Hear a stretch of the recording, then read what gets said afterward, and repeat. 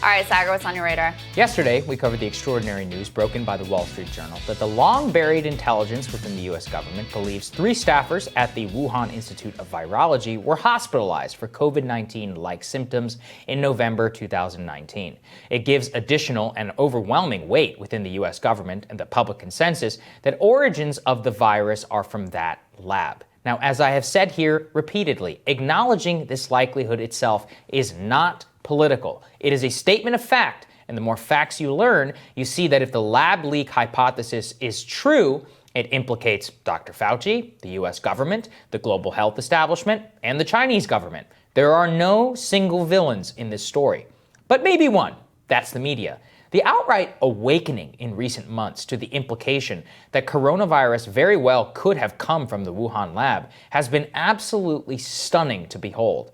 The media's job is to tell people the truth. Now, look, I know some of you snorted because it hasn't been that way for a while, but that is ostensibly what it is. But instead, they have fully metamorphosed into the Trump years to become outward propaganda machines. And the propaganda began early and often in February of 2020, when Senator Tom Cotton suggested on Fox News that coronavirus may have been weaponized by the Chinese Communist Party and originated in the Wuhan Institute of Virology. Now look, his supposition that it was intentionally weaponized has zero evidence at this time to back it up. But the origin of the virus itself became the flashpoint. And immediately, the Washington Post and the New York Times came out swinging, saying his suggestion that the virus came from the lab had been debunked. Oh, really?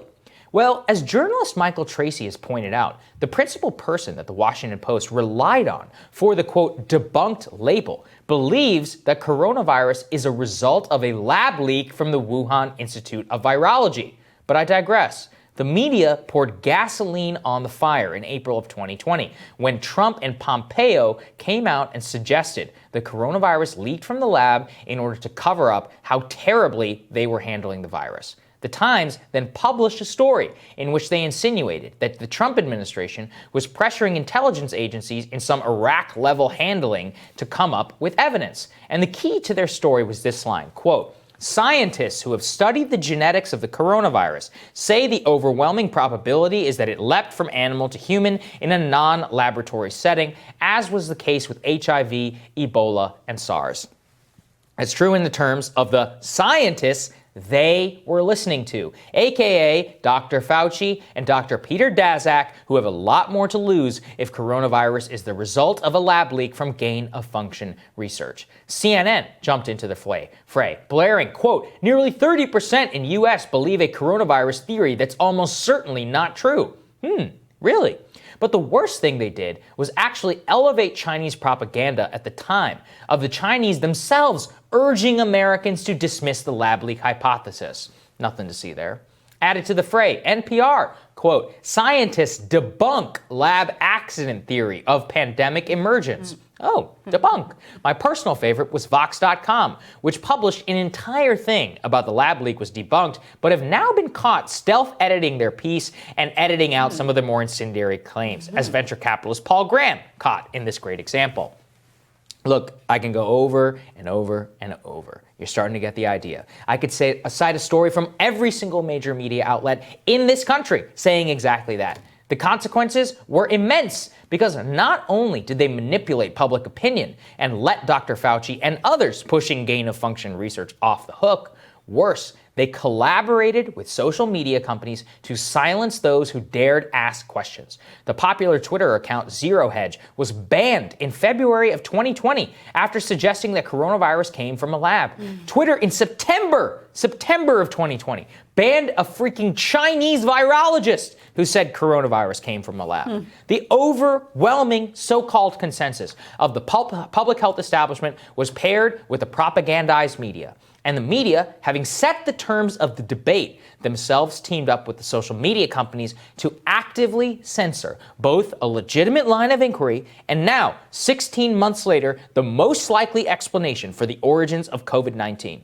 For many years, I have warned on this show, distrust the fact checkers. We have showed you time after time how these fact checkers in the media are just propagandists serving on behalf of the ruling class. Now, from the beginning, I've said, Do you really want these people deciding what is true and what is not? And then worse, having the social media companies listen to them and then making content enforcement decisions that way. Guess what? We have the answer now. It actually happened. The media acted as propaganda agents. The social media companies followed along. And now, here we are, many months later, and the truth is only just starting to come out. Can you imagine if we had known this at the time? The policy implications are immense. Would the public have the same level of trust in Dr. Fauci? Would we have listened to the public health people on lockdowns? Would we have banned gain-of-function research already? Would we perhaps all have been 10 times more skeptical of the Chinese government and claims going forward? The answer to all those questions is yes. It's an alternative, and in my opinion, a better reality.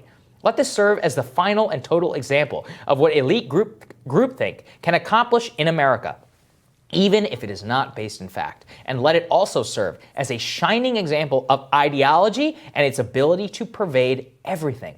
For nearly a year, we have bombarded by trust the science rhetoric. And yet, when it counted, the people in charge of telling us what was what refused to do so. We'll never know exactly how much damage that these people caused, but we cannot let them forget that they actually did it. This is truly the final example, Crystal, of the fact-checking, it debunks the entire fact-checking industrial complex. We debunked which the debunkers. We debunked it many times because the problem is that they listened only to the scientists that they trusted. Donald McNeil even already came out and said this. I guess, kind of credit to him, the guy at the New York Times. He's like, yeah, I trusted Fauci and I trusted Dr. Peter Daszak, and they told me this, and I trusted them over the cranks who were talking about this.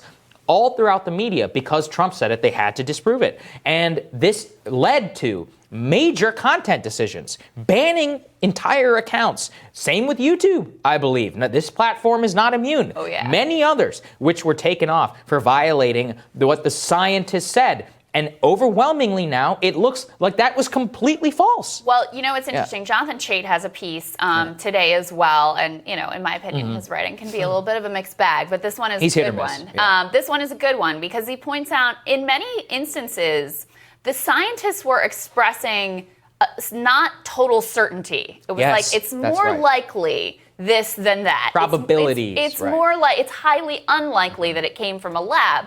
But in almost no instances were they saying absolutely not. And yet the media, because they had their priors that they wanted to confirm and they believed Trump said it and therefore it must be the opposite, they turned those expressions of probability into fact, into certainty that actually reached beyond even where the scientific community was pushing them to go. So that was an interesting piece. And the other part that he lays out that we've touched on a little bit, but was made more clear to me in this piece, he points out a Slate piece that says basically the reason why people are saying this came from a lab is because of racism. So they said explicitly the rumors of a lab escape or a bioweapon stem from historical amnesia, a caricatured villain, and good old-fashioned racism. Yes. And so I think when you had the potent combination of Trump pushing this line of inquiry and wanting to deflect blame from his own totally catastrophic handling of the virus onto China. So you have Trump, and then the minute that there was a sort of drumbeat of if you believe in the lab leak theory, then you're racist, that I think was the potent 1-2 punch that made any inquiry in this direction totally off limits. And so you can see here, there's just so many pieces of our current cultural moment that came together that made looking into, just in a neutral, fact-based way, looking into the origins of the coronavirus, it put it totally off limits and made it so you were a crank if you even asked these questions. And look, again, we should still be expressing things in terms of probability, which I think we're both careful to do. At this point, it looks like it is more likely, especially with the new information about the researchers who were sick back in November, according to intelligence reports, that there is more evidence on the side of the lab leak theory. That doesn't make that definitively true, but that's how we should be talking about these things in terms of probability. And from the jump, the media decided that they wanted this answer, and they sought the rationale to put on these aggressive headlines about this is a discredited theory, this is debunked, it's a conspiracy theory, et cetera, and now it looks more and more likely. likely that this is actually what happened. Like I said, it's not just media failure. This is real stuff. Like, in terms of the policy implications of this, it's immense going all the way back to March and April. We could be living in a totally different country if the coverage on this had been different. And it might sound exaggerative, but if people had found out in May of 2020 that Dr. Fauci was involved in funding this type of research, you think he would have had the same amount of trust to go on cable television? But they loved it because they put him and gave him hundreds of millions of dollars in free airtime in order to go up there because it was the perfect counter to Trump.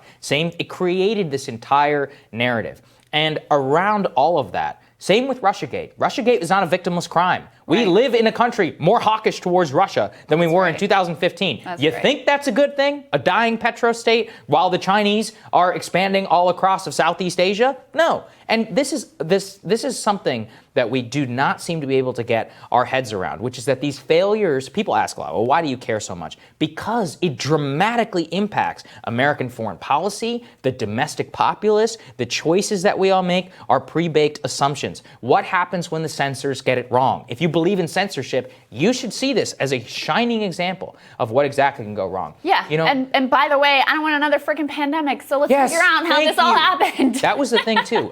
Matt Taibbi dubbed Russiagate the next WMD. I actually think this might be worse than Russiagate in terms of the implication. I mean, sorry, this might be worse than Russiagate and might actually be the next WMD in terms of the policy implications of it, what was pushed at the time, the total and complete cover-up, the potent marriage of patriotism with official lies from people in establishment that happened with WMD. We'll find out in the next 20 years. If we have another lab leak from gain of function, God help us all, because we might have been able to avoid it if people had done something. And I also want to say, even if it turns out that this did come from the wild, that it was zoonotic in nature, that doesn't absolve the media here of their totally unjustified abject certainty from the beginning. Imagine so they found one missile, if they had found like one missile in Saddam. Was it worth it? Was it all worth it? And was it honest? They didn't even find was the coverage honest? Right. Was the coverage honest? If that was the case. No, it wasn't. Yeah. All right. Coming up, Rachel Bovard and Jennifer Holtzworth-Karp. They're here for Team Rising when Rising returns.